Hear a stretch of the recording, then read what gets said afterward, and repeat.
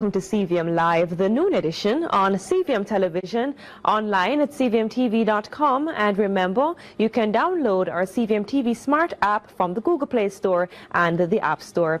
I'm Whitney Levy. The Public Administration and Appropriations Committee of Parliament, PAAC, was in uproar following revelations that senior communications consultant in the Tourism Enhancement Fund, Delana Seawright, had racked up almost $9 million in traveling expenses in a year. We hear more from CVM's Joel Crossgill. In what ranks as one of the most contentious meetings of the Public Administration and Appropriations Committee of Parliament, PAAC, the encounter was marked by sharp exchanges between members about the remit of the committee. Few statements generated as much uproar as when Chairman Wickham McNeill revealed the travel expenses of Tourism Enhancement Fund communications consultant Delano Seawright. Members, what I would ask you to do is stop having these discussions and trying to move things around. Is it not of concern that Mr. Seawright in the last year has racked up $8.9 million in traveling? The chairman had previously courted controversy in the meeting with this question to the Permanent Secretary of the Ministry of Tourism, Jennifer Griffiths. Just on the list of persons who are now hired at the Tourism Product Development Company. Chairman, I will finish with the road, sir. President of G2K, Stephen Edwards. You have Tora Hamilton, who is the legal advisor, Chairman. And advisor on gender affairs. Chairman. You have Daryl White-Wong. Chairman. You have Lionel Myrie, who is the former general secretary. In the ministry, you also have Mr. Wallace, Dr. Wallace beside you, who is a former candidate. Chairman. Mr. Seawright, who is a candidate. I am asking you, Permanent Secretary, have you changed the terms of how you do employment at the ministry? Chairman, no. Order. No, out of order. No. Out of order. It's out of order. Member Fitzjackson leapt to the defence of Chairman McNeill. Anytime one attempts to inquire into anything of the government since the last recent months, there is a big opposition. It is the convention of this committee over the many years that, notwithstanding what is on the order paper of each meeting, on the agenda, there has been a convention here. Whatever is on the agenda and a ministry comes here, the members are given the courtesy of inquiring into any pertinent matters.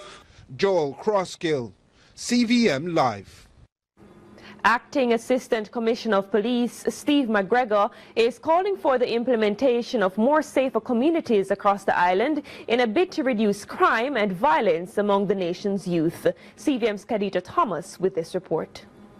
CP Steve McGregor says creating safe communities will empower the youth to refrain from crime, so he's calling on adults to work with the police in making this a reality. What is causing the problem in our communities is existing in the community, so it must be that it is in the community that we are going to solve this, and this is what this is about. This is a good day for Jamaica today, and I am happy to be a part of it. The senior cop reminded persons at the launch of the Safe Community in Bel-Air St. Anne that a curfew program, police youth club and a safe school program was implemented to keep communities safe. This community was sensitized in January, and this is when it is now being launched. We have ensured that all the 6 pillars are up and running, actively playing a part in the community. And since that sensitization date, we have not had any violent crime in this. This is one of the hotspots, and because the community has been empowered, they are stepping up. It has been having a real positive effect on what is happening in this community. Meanwhile, member of the Safe School program, Principal Lambert Pearson, says he's confident this initiative will change the face of their community. The student coming to school will be showing improved behavior, even the parent, the level of interest that they will show in their children, the example that we will be setting for their children. I see this initiative going a very far way in making this community a community of choice, where people will want to live. Khadija Thomas, CVM Live.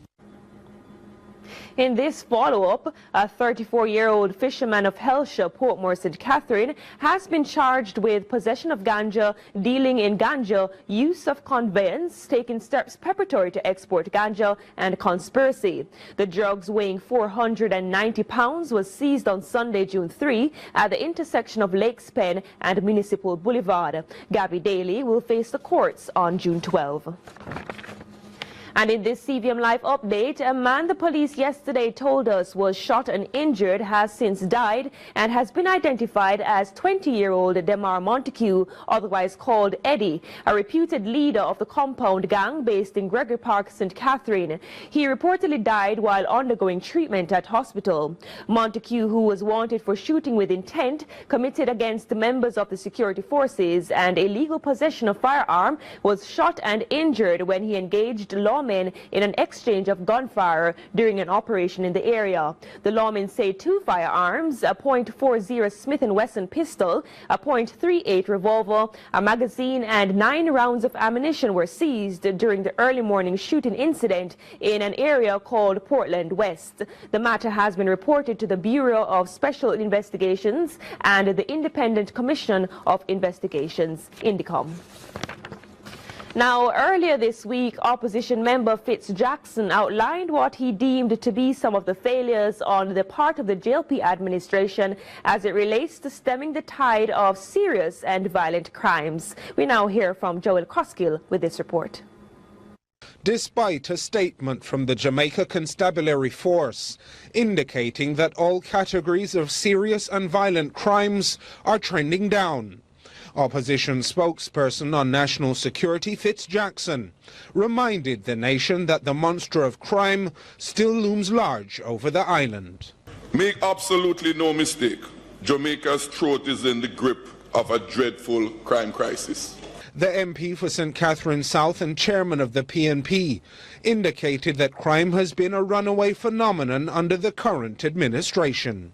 Since this government took office in March 2016, we have had 3,384 murders, 3,051 shootings. Combined, Mr. Speaker, 6,435 Jamaicans were either murdered or came close to being murdered. Mr. Speaker, Jamaica is not a safer country since this administration took office. Mr. Jackson criticized the government's lack of a comprehensive crime plan before turning to its relationship with the police. Another grave area of concern has been the absence of functional collaboration between the political directorate and the police. The uncertainty generated by frequent changes in the leadership of the Jamaica Constabulary Force, the recent unparalleled public spat between the previous commissioner, and I say commissioners, and the previous Minister of National Security, the outstanding wage settlements, and the refusal of the Prime Minister to even meet with the Police Federation has compounded our country's distress with the clearly outrageous crime situation. Joel Crosskill, CVM Live. Health Minister Dr. Christopher Tufton says the objective of the Health Ministry is to provide sufficient information to the public as there is much to be done in bettering the system. Health Minister Dr. Christopher Tufton says the objective of the Health Ministry is to provide sufficient information to the public as there is much to be done in bettering the system. Public health is a partnership. It really starts with the individual in terms of their own role in securing themselves, their own personal health. And by extension, of course, government has to partner with them to provide some of the basic infrastructure. This is not just a quote-unquote catchy phrase. It is substantial if you look at the health profile of the population. He says the public must take steps to alter their lifestyle practices, as 7 out of 10 deaths are linked to non-communicable diseases. He says emphasis needs to be placed on being healthier and taking the precautionary measures to care for your body. So what we're trying to do is to hopefully adjust the narrative around public health in the country and saying to the country, listen, we have a responsibility as a public health bureaucracy, but you have a responsibility as individuals to understand that your health really is in your hands in the first instance, and there are certain things that you have to do to support that. And so that's the essence of the conversation, and the content hopefully would have reflected that, and to the extent that it doesn't, then we're happy to elaborate more on that. Dr. Tufton adds that there needs to be a strategic plan in the health ministry in advancing our health information systems, including patient files and profiles. So we believe strongly that part of the future requires greater technology infusion in public health. And what we have been able to do over the past year, much effort, is to establish a blueprint with a work plan to digitize through establishing this health information system. Tufton was speaking at a post-sectoral briefing on Wednesday. Khadija Thomas for CVM Live.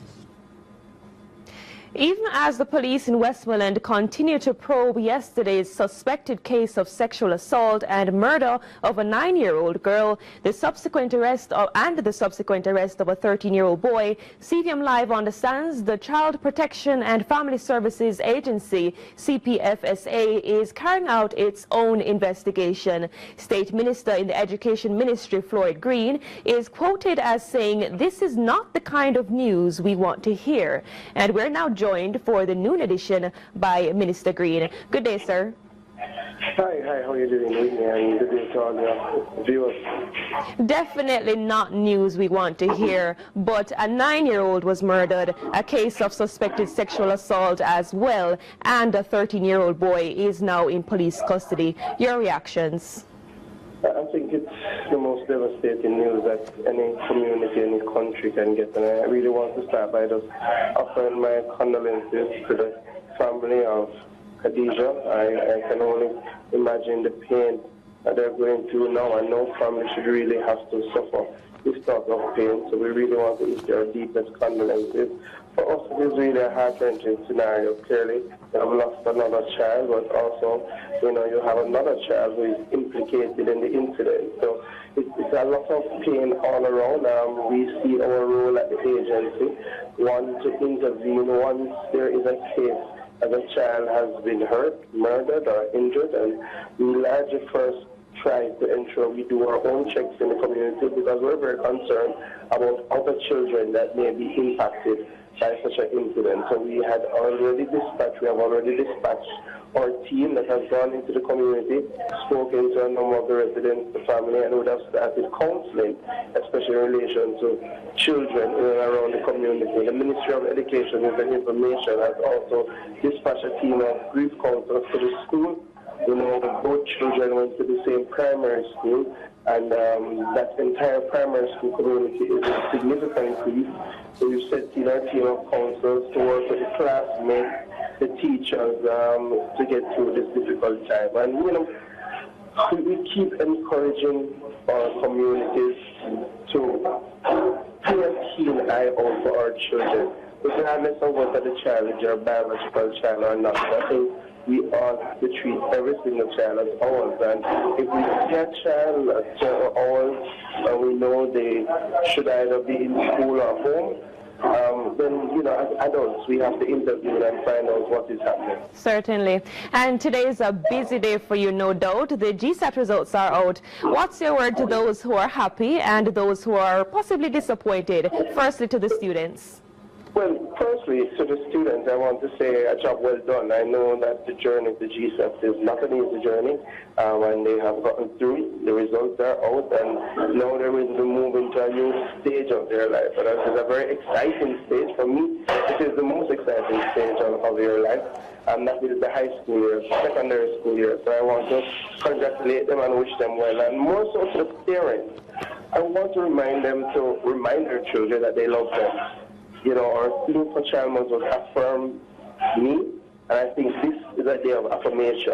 Right. So every parent, regardless of the result, should be saying to their children that they're special, saying to their children that they've done well, and that they love them. You know, what I have found, it is not the school that the child goes to that is the determining factor in whether the child has done well. And I say this from a perspective I went to what people consider a traditional high school, but I saw boys at that high school that never did well, that finished and, you know, never got any PhDs, and I've seen boys and girls from other high schools that people don't consider traditional who do immensely well. All right. What's the difference? The parental support. So I say the parents support their children. Thank you so much for joining us. Anytime. Air accident investigators are currently looking into what caused the plane to crash in the Bahamas on Tuesday, which claimed 3 lives. 3 American men died when the plane crashed on an island in the Bahamas shortly after takeoff. According to reports, the twin-engine Cessna crashed in an area about a mile north of the runway. The Americans were said to be on the island for a fishing trip. And with that, we take a break on CVM. Thanks for staying with us. It's now time for sports.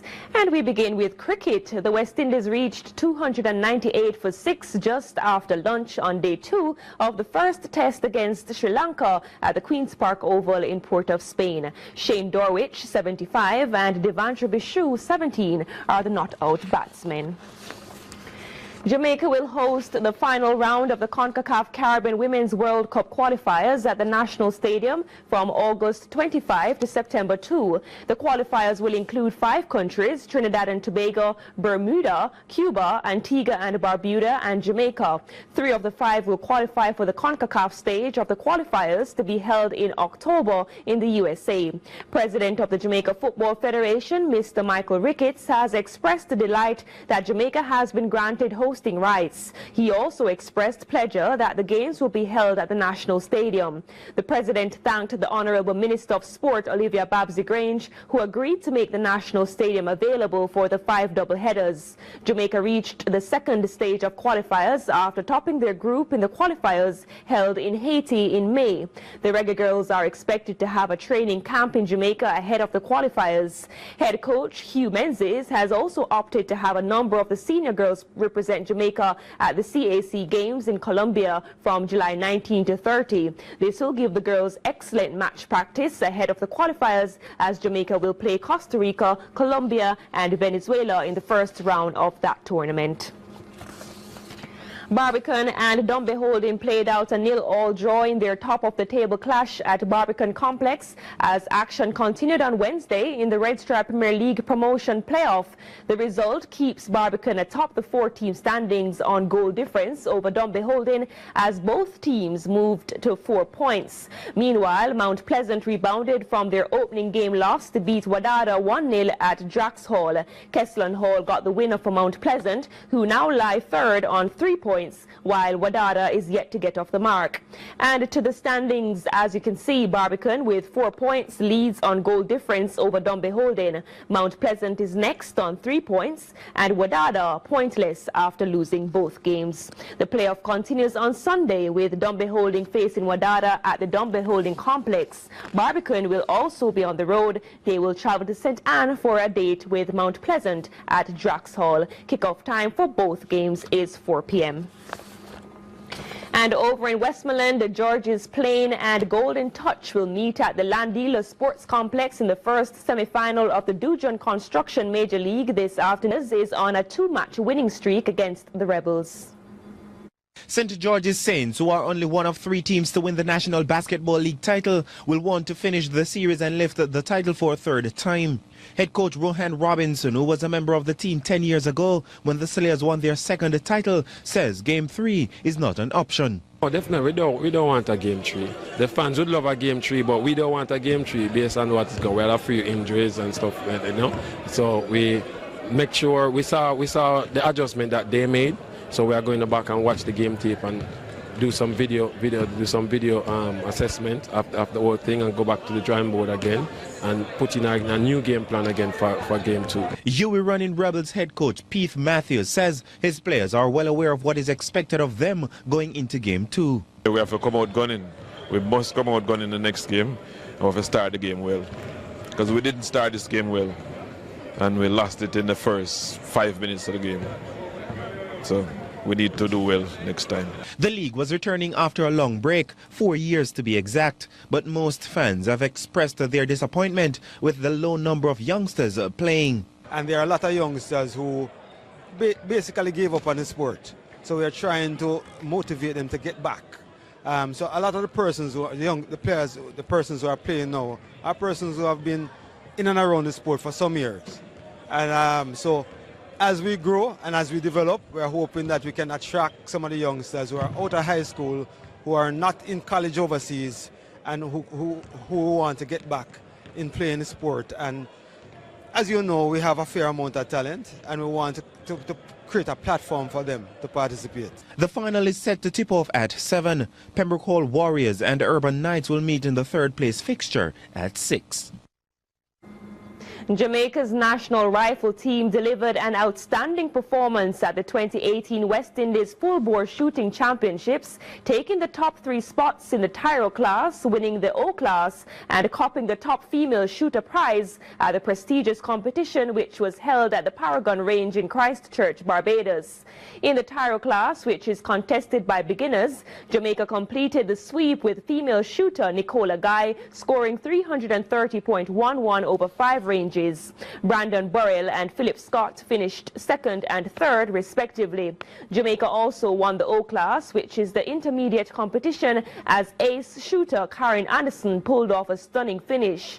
After a disappointing first day with average shooting over the first 2 ranges, Anderson rebounded to score 48.5 out of 50 on the all-important 1,000-yard range. The score, which was the best in the entire competition over the distance, catapulted Anderson to first place in O class, as she finished with an overall score of 370.19. Anderson finished 7th overall in the competition, making her the highest placed Jamaican, and took the prize for the top female shooter. Defending champion Rafael Nadal reached his 11th French Open semi-final by ruthlessly turning around his rain-delayed quarterfinal against Argentine 11th seed Diego Schwartzman. Nadal trailed 6-4, 3-5 when play was halted on Wednesday, lost just 4 games.